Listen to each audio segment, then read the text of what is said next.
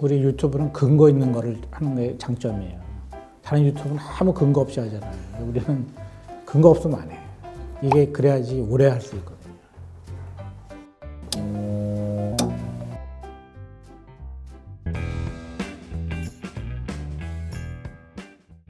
돈이 된다는 걸 확실하게 보여주는 장면이 있는데요.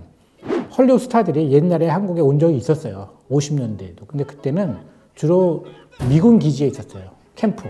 거기에서 위문 공연한 거예요. 한국 무대에는 안 나타나요. 왜? 할 수가 없죠. 뭐. 그 사람들의 규모라든가 이런 게 안 맞으니까. 그런데 요즘은 어떠냐면요. 헐리우드 배우들이 영화를 개봉하면 한국에 엄청나게 많이 와요. 한국말 다 연습해 갖고 오잖아요. 안녕하세요. 뭐 이런 거 다 연습해요. 왜? 돈이 드니까. 한국에서 개봉 성적이 전 세계의 그 흥행을 좌우할 수 있는 지표거든요. 그러니까 굉장히 정성을 들여요. 옛날에 상상도 못해서 스타들이 오잖아요, 실제로. 근데 하도 오니까 이제는 뉴스에 잘 안 나와요.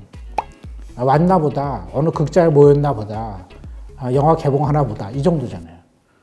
근데 얼마 전이죠, 그 축구도 호날두가 왔는데, 뛴다 그러는데 안 뛴 거예요.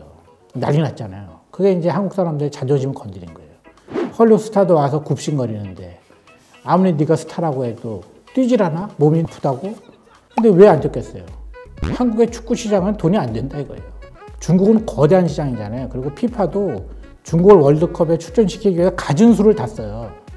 참가팀도 느렸고 뭐 별별 수를 다 쓰거든요. 근데 중국이 출전을 못하는 거예요. 그럼에도 불구하고 속이 터지겠죠. 그러니까 중국을 살리기 위해서는 이제 여러 가지 장치가 있는데 그 중에 하나가 이제 스타가 찾아가는 거거든요. 호날두가 우리나라 오기 전에 중국 가서 풀타임 뛰었다는 거예요. 왜? 큰 시장이니까 돈이 돼요. 근데 한국은 축구로 보자면 그쪽 입장으로 보자면 돈이 안 되는 거예요.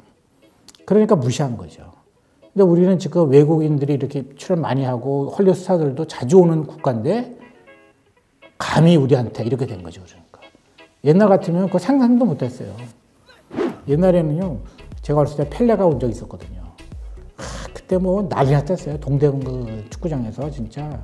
근데 펠레는 굉장히 성실한 사람이에요. 그리고 당시에는 이렇게 축구가 세계 시장을 휩쓸고 있지 않았어요. 중국도 축구 전혀 안 하는 때였고, 그래가지고 펠레가 와가지고 한번 시범을 보여줬죠. 그때 바나나 킥이라고 옛날 용어죠. 그때 사람들이 열광했었거든요. 그때는 우리가 어떻게 생각했냐면 펠레가 우리나라까지 왔다, 감사하다 이런 거였어요. 근데 여기서 이제 제 나이가 드러나는데요. 펠레가 왔다고 저는 기억하지만 사실은 가물가물해요. 진짜 왔었는지 의심이 가죠. 근데 그때는 어쨌든 우리가 스타가 오면요. 정말 감사했어요. 요즘은 그런 분위기 아니잖아요. 왔는데 성실하지 않다. 그것도 우리가 막 욕해요. 왜? 우리가 많이 성장한 거죠. 세계의 일원이 됐다. 이런 뜻이에요. 그게 처음에는 외국인이 한국말 하는 게 신기하다. 그렇게 시작됐죠. 그게 이제 노래 같은 거였어요. 왜냐면 이제 노래를 한다는 것 자체가 신기한 거죠. 한국말로. 근데 그게 인기가 있었는데 시간이 지나니까 그 사람들이 나와가지고서 자신들이 겪는 한국 이야기를 많이 했어요. 그게 한국한테 굉장히 신선했죠, 우리한테.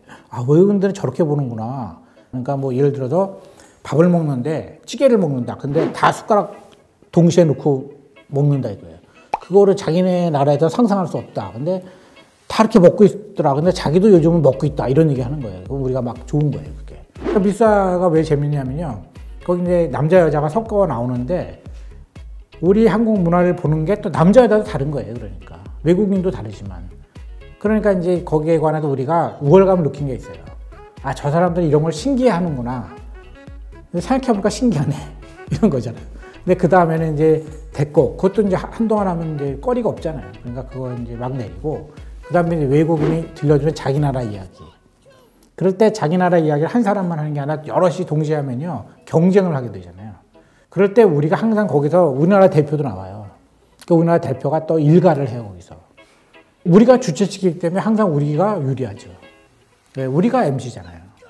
그러니까 우리는 어떤 입장이냐면, 아, 그래, 여러 나라 이야기를 한번 들어보자. 하지만 한국이 중심이야. 이런 게 있었던 거죠. 근데 그것도 이제 하니까 어느 정도 하면 그것도 뭐 바닥이 드러날 수밖에 없죠, 정보니까. 그래서 제 생각은 앞으로는 이제 외국인이 앵커가 된다. 그래서 그 사람이 이제 주인공이 되는 거죠. 근데 그 사람이 한국말로 그 나라 소식을 직접 전하기 때문에 우리는 이제 더 흐뭇해질 수도 있어요, 사실은. 이제 우리가 직접 안 해도 돼. 이런 거죠. 그러니까. 이벤트가 있다고 하는데요.